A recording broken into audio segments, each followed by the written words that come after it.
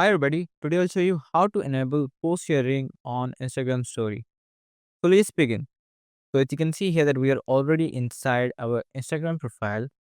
Now to enable post sharing on Instagram story, we have to tap on the icon with the three lines on the top right corner. Now the first thing that we have to do here, we have to check whether our account is public or private. If it is a private account, then you will need to make it as a public account. So you just need to disable this. So my account is already a public account, so I don't need to disable this. After this, what you have to do, you will just go back and you will look for the option sharing and reuse. So we have to tap on that. And here you can see the option of post and reels to stories. So we have to enable this if you wanted to enable post sharing on Instagram story. So this is how we can do this.